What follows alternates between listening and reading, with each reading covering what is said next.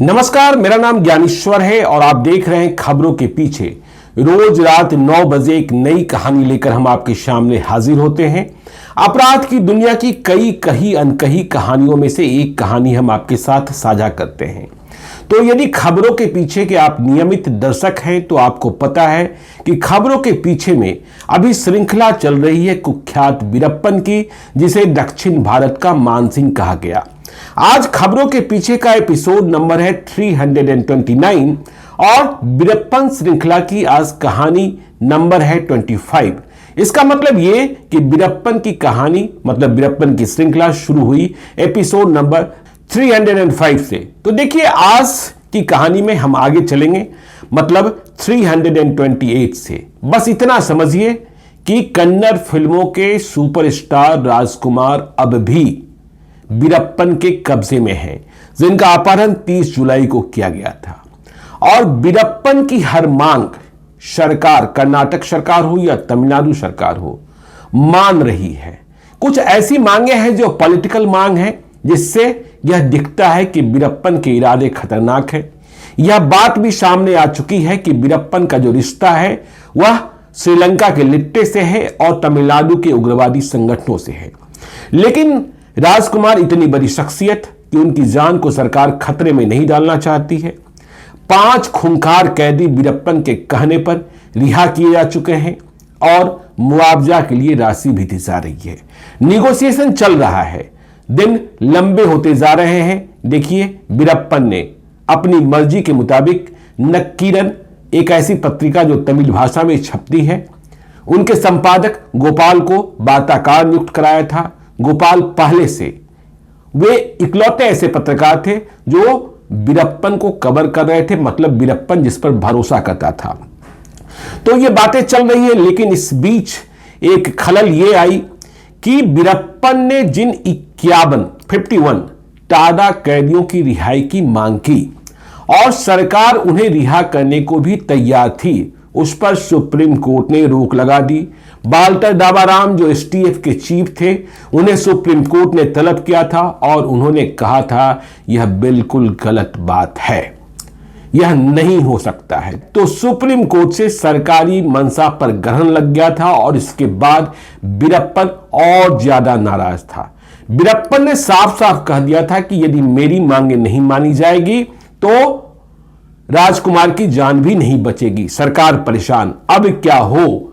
तो यह बड़ा सवाल है। देखिए, आगे की कहानी में चलते हैं। कुल 108 दिनों का अपहरण है। 108 डेज के बाद राजकुमार वीरप्पन के कब्जे से छूटे थे। छूटना भी एक नाटकीय घटनाक्रम है, जिसे आगे की कहानी में आप जानेंगे।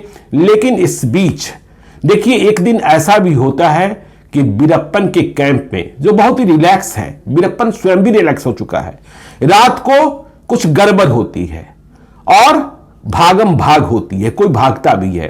तो यह कहानी है। लेकिन आज की कहानी में पहले यह जानिए कि हुआ यह कि तनाव का माहौल तो है ही। 20 सितंबर 2000 की तारीख, राजकुमार की पत्नी पार्वथम्मा, आपको मालूम है कि जो सदमा है, जो तनाव है, जो गम है, जो पीड़ा है, उसकी सबसे बड़ी स्टेक होल्डर पार्वथम्मा ही है, क्योंकि उनके पति राजकुमार वीरप्पन के कब्जे में है। तो 20 सितंबर 2000 को यह खबर आती है कि पार्वथम्मा को अटैक आया है। क्या का अटैक आया है? छाती में दर्द महसूस किया गया है और इसके बाद उन्हें अस्पताल में दाखिल होना पड़ा है। अब अस्पताल में दाखिल हुई छाती दर्द को लेकर, सीने में दर्द को लेकर। अब इसे भी कई रूप में देखा जाने लगा, कहीं यह सरकारी चाल तो नहीं कि वीरप्पन पसीज जाए। तो यह भी सवाल कि पार्वथम्मा बीमार कितनी है। तो अफवाहें कई तरीके की उठने लगी और यह भी कहा जाने लगा कि वह बहुत सीरियस है।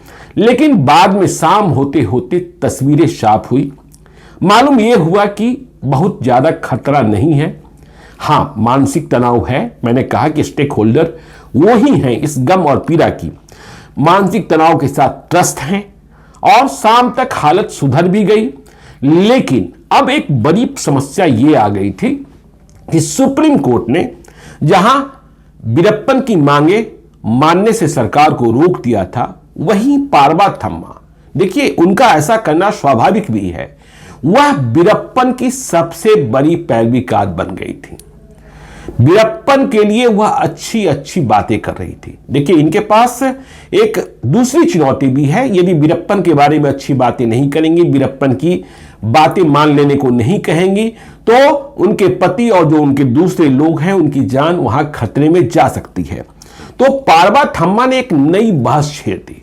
पार्वथम्मा ने कुछ उदाहरण ऐसे पेश किए कि देशव्यापी बहस शुरू हो गई। तब तक देश में नो नेगोशिएशन पॉलिसी नहीं थी आतंकियों के साथ। 2006 में देश ने नो नेगोशिएशन पॉलिसी बनाई, लेकिन यह वाकया है 2000 का। तो पार्वथम्मा ने कहा कि आप मुझे बताइए। अब सवाल दागे जा रहे थे और इसके आधार पर बहस आगे जा रही थी कि जब आपने 1989 में 1989 की बात हो रही है, देश के होम मिनिस्टर मुफ्ती मोहम्मद सईद की बेटी को छुड़ाने के लिए 5 आतंकियों को छोड़ सकते हैं, तो राजकुमार को, मेरे पति को छुड़ाने के लिए आप वीरप्पन की मांगे क्यों नहीं मान सकते हैं? तो ये एक बड़ी बहस शुरू हो गई। इसके साथ ही कंधार हाईजैकिंग, जो आपको मालूम है कि इंडियन एयरलाइंस की फ्लाइट IC-814 का अपहरण हुआ था, उसकी चर्चा भी होने लगी। और यह अपहरण पिछले ही साल तो हुआ था, 24 दिसंबर 1999 को। तो पार्वथम्मा ने दलीलें पेश करनी शुरू की और रूबिया सईद अपहरण कांड की यादें ताजा करा दी। आपको याद होगा, मैं आपको बताता हूं कि देखिए अब इस अपहरण कांड में कौन कौन सा नाटकीय मोड़ आ रहा है। तो 1989 की बात है, जो रूबिया सईद अपहरण कांड की बात हो रही है। विश्वनाथ प्रताप सिंह देश के प्राइम मिनिस्टर बने थे। अभी हफ्ता भर भी नहीं हुआ था, जम्मू कश्मीर के चीफ मिनिस्टर फारूक अब्दुल्ला ही थे। विश्वनाथ प्रताप सिंह देश के प्राइम मिनिस्टर बन गए और हफ्ते भर के भीतर उनके ही मंत्रिमंडल के दूसरे सबसे महत्वपूर्ण सदस्य मुफ्ती मोहम्मद सईद, जो कश्मीर से आते थे, होम मिनिस्टर थे, उनकी बेटी जिसका नाम रूबिया सईद, उसे 8 दिसंबर 1989 को श्रीनगर में किडनैप कर लिया जाता है। जब इस किडनैपिंग की घटना हुई तो रूबिया सईद ने, मुफ्ती मोहम्मद सईद की बेटी ने, MBBS की पढ़ाई पूरी कर ली थी और श्रीनगर के एक अस्पताल में इंटर्नशिप कर रही थी। वह अपनी ड्यूटी खत्म कर घर लौट रही थी, तभी रास्ते में चांदपुरा चौक के पास आतंकियों ने रूबिया सईद को किडनैप किया था और मारुति कार में बैठाकर ले गए थे। तो इस अपहरण कांड ने सनसनी तो फैला ही दी। फारूक अब्दुल्ला जो चीफ मिनिस्टर थे, वे किस कदर परेशान हुए होंगे आप समझ सकते हैं। फारूक अब्दुल्ला की सरकार और देश की सरकार दोनों में मतभिन्नता थी। मुफ्ती मोहम्मद सईद और फारूक अब्दुल्ला की राजनीति में भी अंतर था। तो इस अपहरण ने पूरे देश को झकझोर दिया कि होम मिनिस्टर, देश के होम मिनिस्टर की बेटी का ही अपहरण हो गया। तो अपहरण के 2 घंटे बाद ही इस अपहरण की जिम्मेदारी, रूबिया सईद को उठाने की जिम्मेदारी पाकिस्तान संपोषित एक आतंकी संगठन JKLF ने ले ली थी। और JKLF की ओर से जावेद मीर, एक आतंकी, ने श्रीनगर के एक स्थानीय अखबार को फोन कर कहा था कि रूबिया सईद का अपहरण हम लोगों ने किया है और हम लोग अपनी शर्तों पर छोड़ेंगे। तो यह देश में बवाल छिड़ गया और निगोशिएशन की प्रक्रिया आगे बढ़ी। कहा यह जाता है कि फारूक अब्दुल्ला जम्मू कश्मीर के चीफ मिनिस्टर इसके लिए तैयार नहीं थे, लेकिन केंद्र सरकार ने दबाव बनाया और 13 दिसंबर 1989 को ऐसा हुआ, मतलब अपहरण के 5 दिनों के बाद, कि देश के external affair minister Vishwanath Pratap Singh की सरकार के इंद्र कुमार गुजराल, जो बाद में प्रधानमंत्री भी बने, और civil aviation minister Arif Mohammad Khan, साथ में national security adviser MK Narayanan Kashmir पहुंच गए, श्रीनगर पहुंच गए। आतंकियों ने अपनी मांगें रख दी थी। आतंकियों ने बता दिया था कि रूबिया सईद की रिहाई के बदले में किन किन उग्रवादियों को छोड़ा जाना है, किन किन आतंकियों को छोड़ा जाना है। उन आतंकियों को छुड़ाने की कोशिश की गई थी, मांग की गई थी, जिसे हमारे सुरक्षा बलों ने बहुत ही मशक्कत के साथ गिरफ्तार किया था। जैसा हमने पहले बताया कि फारूक अब्दुल्ला तैयार नहीं थे, लेकिन केंद्र की सरकार ने दबाव बनाया कि यदि आप मर्जी से काम नहीं करेंगे तो आपकी सरकार को डिसमिस किया जा सकता है, राष्ट्रपति शासन लागू किया जा सकता है। तो परिणाम यह निकला कि रूबिया सईद की रिहाई के बदले में देश के 5 बड़े उग्रवादियों को जो जम्मू कश्मीर के जेलों में बंद थे उन्हें छोड़ दिया गया। उनके नाम थे अब्दुल हामिद शेख, जो बाद में 1992 में मुठभेड़ में मारा भी गया। दूसरा उग्रवादी था गुलाम नबी भट्ट, तीसरा था जावेद अहमद जरगर और चौथा था नूर मोहम्मद कलबल, पांचवा था अल्ताफ बट। तो इन 5 उग्रवादियों की रिहाई हुई और जैसे ही रिहाई हुई शाम को 5 बजे 13 दिसंबर 1989 को 2 घंटे के बाद उग्रवादियों ने, देखिए अब उग्रवादियों ने रूबिया सईद को छोड़ा कहां। किसी को इस बात की उम्मीद ही नहीं की जा सकती थी या उम्मीद ही नहीं थी कि एक जस्टिस के घर पर रूबिया सईद को पहुंचा दिया जाएगा।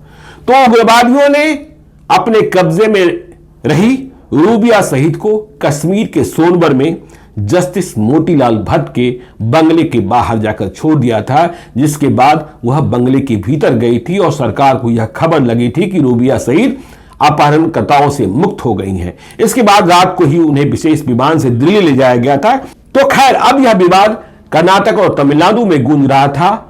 राजकुमार की पत्नी जो सबसे ज्यादा परेशान थी, पार्वथम्मा, कह रही थी कि यदि आप रूबिया सईद के लिए देश के 5 खूंखार उग्रवादियों को छोड़ सकते हैं तो वीरप्पन के कहने पर टाडा उग्रवादियों को क्यों नहीं छोड़ा जा सकता है।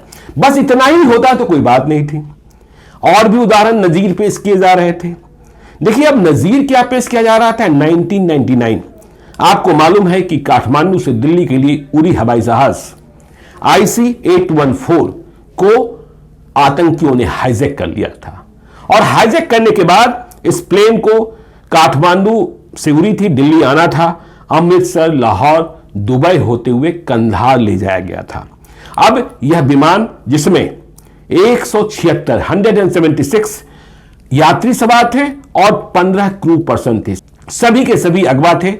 दुबई में कुछ घटनाक्रम ऐसा घटा था जिसमें कुछ लोग छोड़े गए थे और आतंकियों ने कंधार में लैंड करने के बाद एक खतरनाक मैसेज देने के लिए इस विमान में सवार 25 वर्षीय बिजनेसमैन रूपन कात्याल का मर्डर कर दिया था।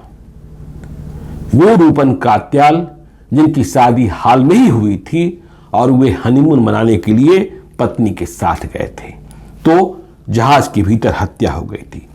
अब भारत सरकार इन आतंकियों के आगे घुटने टेकी हुई थी और बदले में आतंकियों ने कि हम आपके विमान को और यात्रियों को तब छोड़ेंगे जब हम जिन 35 उग्रवादियों की मांग कर रहे हैं उन्हें आप देश की जेलों से छोड़ दें। इनमें अधिकांश जो उग्रवादी थे वो कश्मीर के आतंकी थे और साथ में 200 मिलियन अमेरिकन डॉलर की भी मांग की गई थी। आप समझ सकते हैं देश का माहौल क्या हुआ होगा। लेकिन सरकार ने घुटना टेका और 3 देश के सबसे खूंखार आतंकी छोड़े गए। भारत सरकार के मंत्री जसवंत सिंह इन आतंकियों को लेकर स्वयं गए थे। तो जो छोड़े गए आतंकी थे वे कौन थे समझ सकते हैं। मैं आपको बता रहा हूं, मसूद अजहर जो आज भी भारत का सबसे बड़ा दुश्मन बना बैठा है पाकिस्तान में रहकर, जिसने जैसे मोहम्मद बनाया, जिसने मुंबई पर अटैक कराया, जिसने पठानकोट हमला कराया। दूसरा था उमर शेख जिसने बाद के बरसों में कश्मीर के भीतर ही वॉल स्ट्रीट जर्नल के जर्नलिस्ट डेनियल पर्ल की हत्या कर दी थी। इसके अलावा वह ग्रेनेड हमले का एक्सपर्ट भी था। और तीसरा मुश्ताक अहमद चरगर जिसने भी कश्मीर में लगातार आतंकी धमाके कराए। तो खैर ये छोड़ दिया गया और बदले में हमें IC-814 में जो सवार यात्री थे, क्रू पर्सन्स थे, वो मिले। एक की तो हत्या ही हो गई थी। तो ये माहौल और ये दलीलें पेश की जा रही थी वीरप्पन की रिहाई के लिए कि सुप्रीम कोर्ट भले ही मना करे, सरकार को वह काम करना चाहिए जो वीरप्पन कह रहा है और इसकी पैरवीकार राजकुमार की पत्नी थी। लेकिन इस बीच एक और घटनाक्रम हुआ। इस घटनाक्रम को आप जानकर आश्चर्य रह जाएंगे। घटनाक्रम यह हुआ कि जो वार्ताकार थे नक्कीरन के संपादक गोपाल, वे वीरप्पन से और अपहृत राजकुमार से मिलने जंगल गए हुए थे और बातचीत लंबी चली जा रही थी। निगोशिएशन में वक्त लग रहा था। अब यह कानूनी अड़चन भी आ गया था। लेकिन वीरप्पन ने इस बात को महसूस कर लिया था कि हमने STF को तो भगवा ही दिया है, पुलिस का एक्शन बिल्कुल ही बंद है, इसलिए मुझे कोई खतरा नहीं है। बातचीत जितनी लंबी चलेगी हमें कोई परेशानी नहीं है। मैं राजकुमार को यहां ठीक से रख रहा हूं। राजकुमार भी ऑडियो और वीडियो कैसेट में यह कहते हुए दिखाई पड़ रहे थे कि मुझे यहां कोई तकलीफ नहीं है, मैं जंगल में आनंद ले रहा हूं। वीरप्पन को भी वो अच्छा आदमी कह रहे थे। तो ऐसी सूरत में जब वीरप्पन को यह लगा कि हम इतने रिलैक्स हैं कि सरकार से भी खतरा नहीं है और जो हमारे बंधक हैं जिन्हें हमने बंदी बना रखा है उनसे भी कोई खतरा नहीं है। वैसे भी यदि आप जानेंगे जो अंडरवर्ल्ड की परंपरा है, जो बड़े और खूंखार अपराधी होते हैं, आतंकी होते हैं, वे रात में सोने की अपनी व्यवस्था, भले ही 100 लोगों का गिरोह हो, 50 लोगों का गिरोह हो, लेकिन जब रात में वे सोने को जाते हैं तो वे अपने को बिल्कुल अलग कर लेते हैं ताकि कोई गद्दारी ना हो जाए, कोई भीतरघात ना हो जाए, कोई अपना ही गोली ना मार दे। तो जहां वो सोने को जाते हैं बहुत दूरी नहीं होती है, लेकिन वो सीक्रेट ठिकाना होता है, सीक्रेट जगह होती है जहां इर्द गिर्द बहुत सारे लोग नहीं होते हैं। तो ऐसी ही एक रात थी। गोपाल भी जंगल गए हुए थे, नकीरन के संपादक। तो उस रात को एक टेंट के भीतर सिर्फ 4 लोग सोए थे, जिसमें राजकुमार जो बंधक हैं, कन्नड़ फिल्मों के सुपरस्टार, उनका सर्वेंट नागप्पा, नकीरन के संपादक गोपाल और स्वयं वीरप्पन। रात को सभी लोगों ने खाना खा लिया था। वीरप्पन कुछ ही देर के बाद खर्राटे लेने लगा, मतलब नींद आ गई। केस स्टडी यह कहती है, हालांकि इस केस स्टडी में मुझे थोड़ा सा झोल दिखता है, लेकिन खैर उसकी बात छोड़िए। तो कहा यह गया कि वीरप्पन को खर्राटा आने लगा और ये जो राजकुमार थे वे भी सो रहे थे। जो गोपाल थे वे जगे हुए थे और जंगल में, जंगल की रोशनी, जो भी व्यवस्था की गई हो, चाहे वो लालटेन हो, चाहे वो दिया बत्ती हो, कुछ भी हो, उस टेंट के भीतर वो किताब पढ़ने में व्यस्त थे। लेकिन ये जो नागप्पा था, राजकुमार का सर्वेंट, जिसे साथ में अगवा किया गया था और इसे राजकुमार के साथ ही वीरप्पन रखता था क्योंकि देखभाल की जिम्मेवारी भी इसी की थी। तो ये जो नागप्पा था वह सोया नहीं था।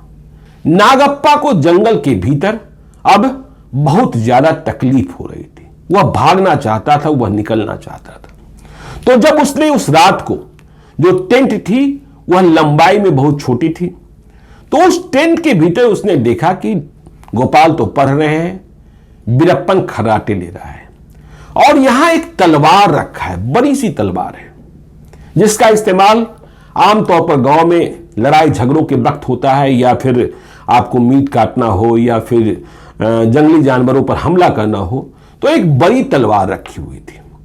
तो इस नागप्पा के मन में पता नहीं कहां से आ गया कि यह ऐसा मौका है जिसमें वीरप्पन के साथ कोई और नहीं है, वीरप्पन नींद के आगोश में है।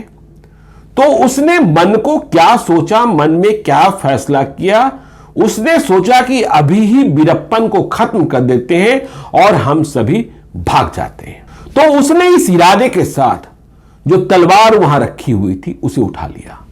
तलवार साइज में बहुत बड़ी थी। जब तलवार उठी और तलवार को बार के लिए ऊपर करना होता तो टेंट जो बहुत ही छोटी थी वह फट सकती थी। तो जैसे ही तलवार उठी, गोपाल जो किताब पढ़ रहे थे, नकीरन के संपादक बाताकार, वे होश में आए, किताब से अलग। यह क्या हो रहा है? तो कहा यह जाता है, केस स्टडी यह है, गोपाल का भी दावा यह रहा है कि उन्होंने किसी तरीके से नागप्पा को पकड़ा और वीरप्पन को उस बार से बचा लिया। नहीं तो वीरप्पन उस रात को मारा ही जाता, भले ही बाद में वीरप्पन गिरोह के दूसरे सदस्य इन लोगों को मार डालते। तो नागप्पा को रोक दिया गया और जब नागप्पा रुक गया, वह हमला नहीं कर पाया, तो उसे लगा कि देखिए अब तो भेद खुल गया।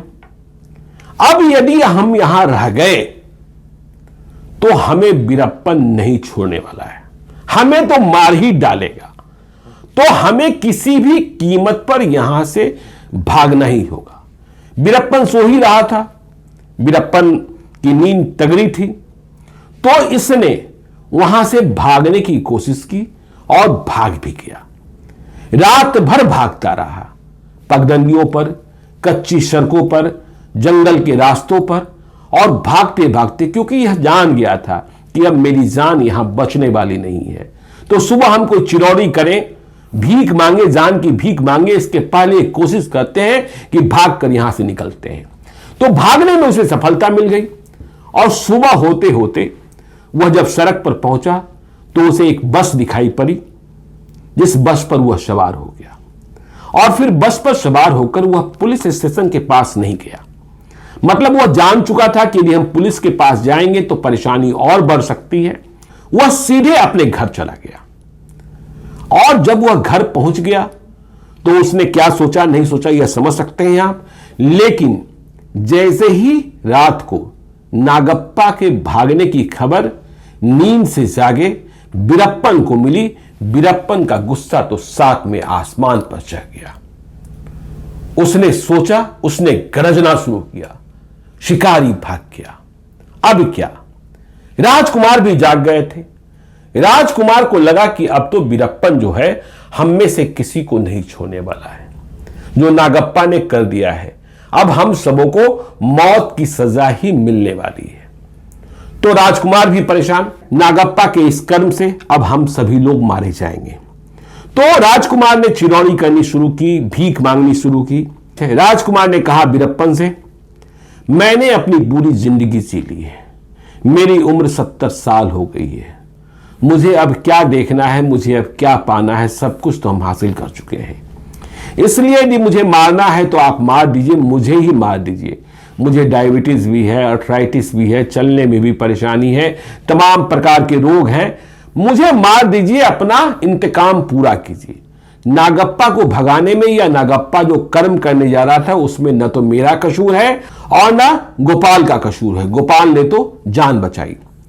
तो वीरप्पन ने पूरे हालात को समझा, समझने की कोशिश की और वह आगे के इरादे पर भी अडिग था, क्योंकि वह जानता था कि यदि हम राजकुमार को मार देंगे तो फिर जो सरकार के साथ हम समझौता कर रहे हैं, सरकार को हम अपनी मांगे मानने के लिए कर रहे हैं, इसके बाद सरकार नहीं मानेगी और सरकार नहीं मानेगी तो हमारे खिलाफ एक्शन भी बहुत तेज हो जाएगा।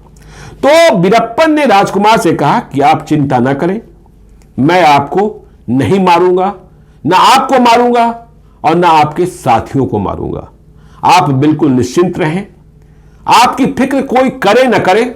अब वीरप्पन देखिए फिर से दयालुता दिखाता है, काइंडनेस दिखाता है राजकुमार को, क्योंकि उसे राजकुमार का भरोसा जीते रहना है। राजकुमार ही सबसे बड़ी पूंजी है। तो वह कहता है कि आपकी चिंता कोई करे ना करे, हम तो कर रहे हैं, बाकी वे जाने जिन्हें आपकी चिंता करनी है। इस बीच वह अपने साथियों से कहा करता था, जब बातचीत लंबी जा रही है, लंबी चलती जा रही है, कि हमारी बातचीत कर्नाटक के चीफ मिनिस्टर एस.एम. कृष्णा से हुई है, वह कह रहे हैं कि तुम्हारी बातें मानी जाएगी। तो देखिए ये भगदड़ मची और नागप्पा भागा। इस बात की जानकारी जब दोनों सरकारों को मिली तो उनके तो होश ही उड़ गए कि नागप्पा भाग गया है। और नागप्पा भागा है तो वीरप्पन का गुस्सा जंगल के भीतर कितना हो सकता है, इस बात को समझ सकते हैं। गोपाल जो वार्ताकार थे उनकी खोज शुरू हुई, उनसे कुछ जानने की कोशिश की गई, लेकिन वीरप्पन की आदत के मुताबिक वीरप्पन का बदला सभी जानते थे कि वीरप्पन अब क्या करेगा, वीरप्पन कौन सा संदेश देगा जिसके कारण सरकार और झुकने को मजबूर होगी। तो सरकार परेशान, उधर जंगल में कैंप में हलचल, आगे बहुत कुछ होना है, आगे ऐसा नाटकीय घटनाक्रम होना है जिसे आप सोच ही नहीं सकते हैं। लेकिन यह बताएंगे आगे की घटनाक्रम को हम कल रात एपिसोड नंबर 330 में। तो आप देखते रहिए खबरों के पीछे को। यदि अब तक आपने हमारे यूट्यूब चैनल खबरों के पीछे को सब्सक्राइब नहीं किया है तो जरूर कर लीजिएगा। और यदि इस वीडियो को आप फेसबुक पेज के माध्यम से देख रहे हैं तो पेज को लाइक कीजिएगा। एक और अनुरोध कि यदि आप मुझसे कोई कहानी सुनना चाहते हैं, मुझे कोई कहानी बताना चाहते हैं, कोई भूल सुधार चाहते हैं या सीधे तौर पर संपर्क करना चाहते हैं तो आप हमें gyaneswarlive@gmail.com पर मेल कर सकते हैं। बस इतना ध्यान रखिएगा कि यदि आप मुझे कोई विशेष कहानी सुनाने को कह रहे हैं, बताने को कह रहे हैं, तो उस कहानी मतलब वारदात की तारीख, साल, स्थान का पता है तो हमें जरूर बताइए। अपनी डायरी के पन्नों में तलाशने में मदद मिलेगी। अपनी रिसर्च टीम को भी कहेंगे। और मेल करते वक्त आप अपना नंबर भी लिखकर भेज सकते हैं। आवश्यकता होने पर हम आपसे बातचीत करेंगे। आपकी पहचान को हम तब तक गोपनीय रखते हैं जब तक आपसे अनुमति न प्राप्त कर लें। तो आज के लिए इतना ही। हमें दीजिए इजाजत। मिलते हैं अगली कहानी के साथ कल रात ठीक 9 बजे। बहुत बहुत धन्यवाद।